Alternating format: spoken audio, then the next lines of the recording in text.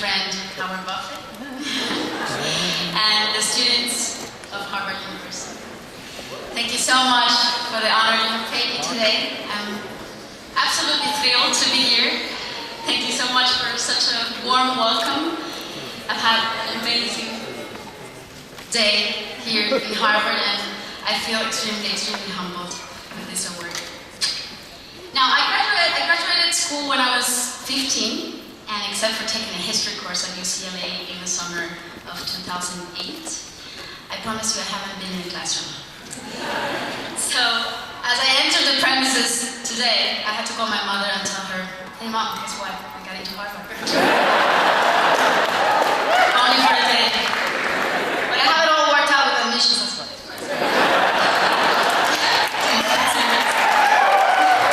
That was easy.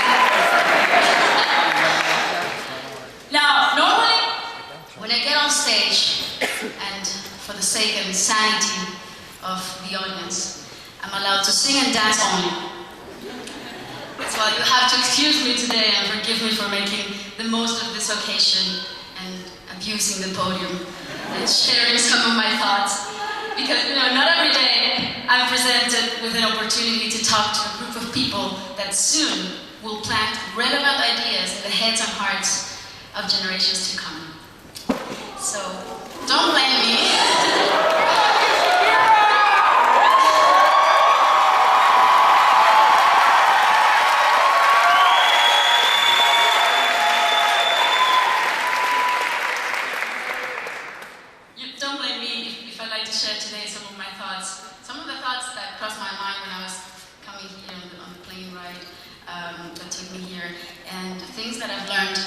From people I've known through my trips while advocating for education in the developing world. Now, I don't have to tell you about the power of education. This is the place where the brightest and the best have come to study, to learn, and to teach for well over 300 years. Your predecessors, the graduates of this university, and a few of your dropouts, have gone on to shape this country and our world for the better. So you have, just like I do today in receiving this award, big shoes to fill. But that's a challenge that I'm sure you will relish, for you are not at Harvard by accident or luck. It's your intelligence and your hard work that got you here. And there's nowhere better to help you shape your human potential than this great place of learning. Not everyone can study at Harvard University, of course, but everyone, wherever they live, whatever their background, deserves the chance to make the most of his and her potential. Now, as you will know, I'm no Mother Teresa.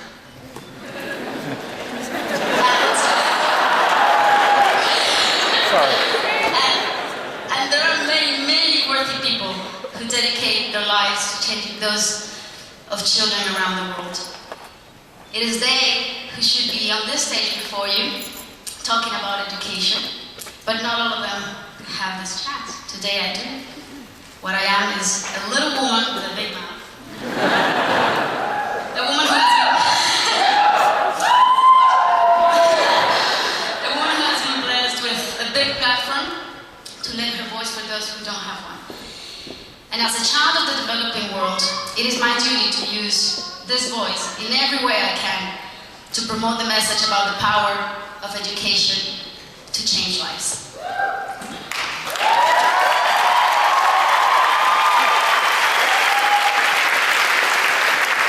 The scandal is that many millions are condemned forever to live a life of poverty and segregation even before they become adults. I saw this all around me when I was growing up in Colombia and in Latin America, which is the most unequal region in the world. I learned that in Latin America, as is the case right across the developing world, that if you're born poor, you will die poor. I remember vividly growing up in my hometown, Barranquilla, and I saw children near my house who were smart and vivacious with enormous talents, children who probably sang and danced much better than me, but they were living in the streets with nothing, no hope, no future. As a child, seeing all this made me sad, but more importantly, it made me angry. Now later in life itself gave me the chance to channel all that inconformity when I realized that there were solutions to these issues. And thank God, because so much anger cannot live in such a small body. So I soon understood that the more we talk about those things that bother us, that seem impossible to be fixed, the more we can fix them. No child has to die poor or unfulfilled just because he or she were born poor. I know for a fact that with a bit of effort and a ton of conviction, fate can be changed. We know that implementing universal education is hard, especially to create political will and to reform culture. But let's be bold. We have the ideas, the intelligence, the human resources. Governments, they have the monies. Come on. And the young people, we have the influence. The ball is in our court. If we all want the eradication of poverty, promoting education for all will be the fastest vehicle to take us there. 200 million children live without any access to any primary or secondary education.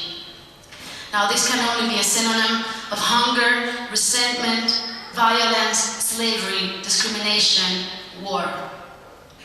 Education is the way to guarantee this doesn't happen and to ensure global security and economic development. It's the best strategy for peace. After all, isn't that what poor countries and rich countries both want? So why wait, right? I think, and we all know that education is a good deal, good business for all. I like to think of those 200 million children around the world who don't have any access to primary or secondary school as 200 million minds that can reach the full potential and become the scientists and the inventors of tomorrow, and the teachers and the artists and the environmentalists of tomorrow, and the doctors who can cure our illnesses, and the wonder makers of tomorrow. I'd like to imagine the world in a few years from now as a big think tank, revolutionary, with vital ideas generated by children that today live in remote and vulnerable places in the world. That's my dream. I believe in humanity and its enormous potential. And I believe we are only at the threshold of what we can all achieve. The best is yet to come. Lo mejor está por venir.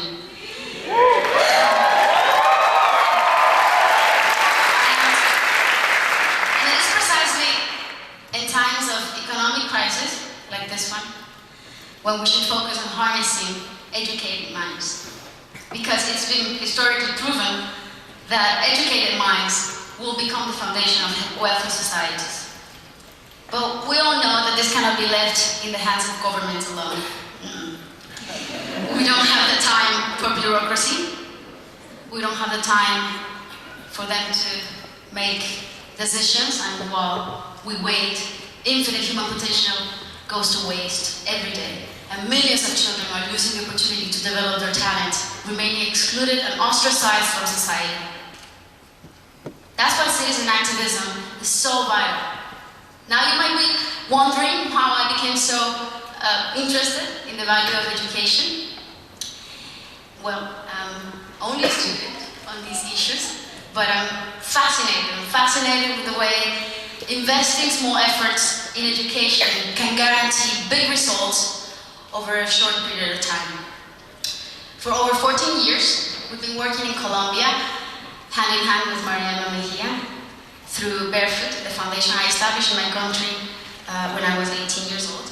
And since then, we've been building schools in areas of extreme poverty and conflict, working with internally displaced families, and we have built 6 state-of-the-art schools, offering support to 30,000 families and quality education as well as nutritional meals.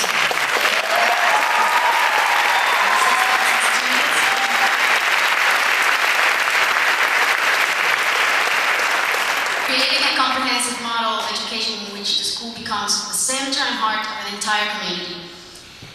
The most rewarding thing about working on this project is to see how, with only $2 a day per child, children who could have been recruited by the military, paramilitary groups or the guerrilla groups.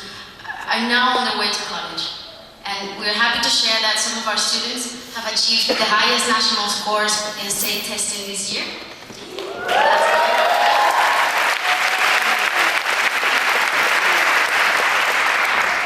And believe me, a few years ago we would have thought this impossible.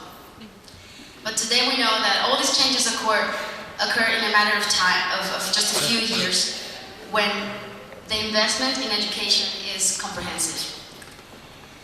We all hear all the time how education transforms lives.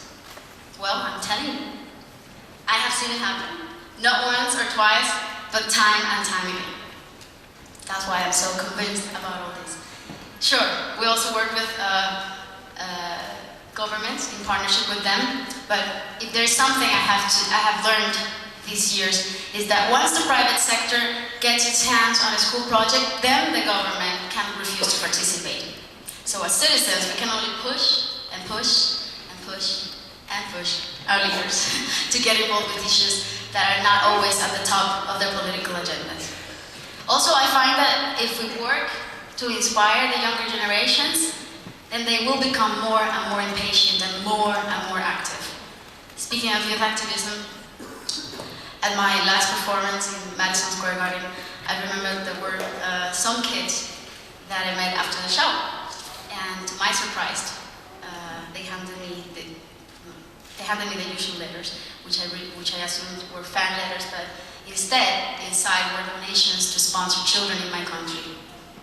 And that moved me.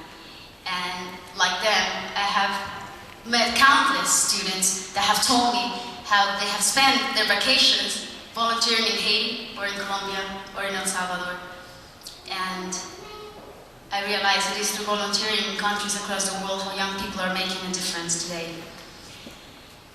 Every day, more of us understand that the world is a small neighborhood, and that if there is a kid with an empty stomach in Bangladesh, or a Latino kid, the son or a daughter of an immigrant, who can't attend school in the United States, that kid should be concerned and a responsibility to all of us.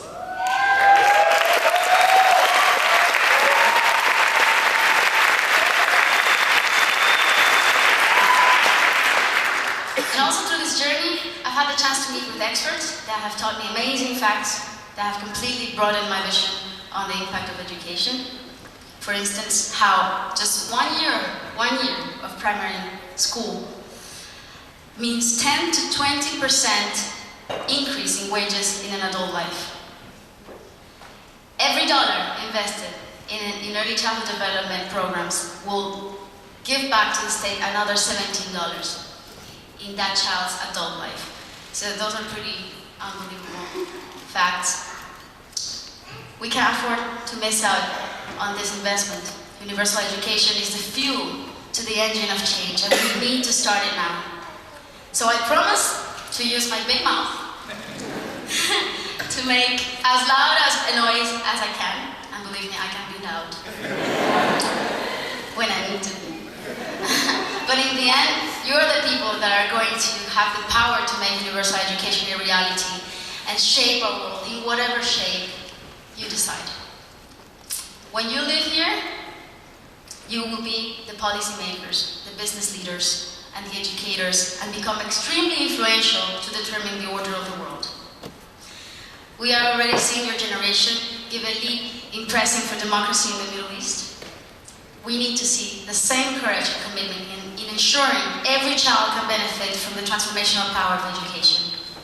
You are the architects of change, who can, no, will make your mark on the world, just like your predecessors did. I've been told by an ex-graduate of Harvard, friend of mine, that the students of Harvard don't look for jobs, they create them. I like that. So, I wonder, can you help the rest of us create a more just society? I say yes, through your practices.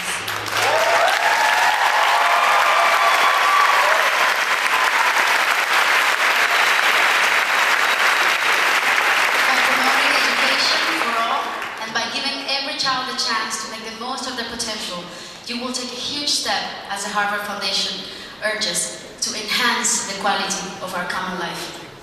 Thank you so much for listening to me and my vehemence.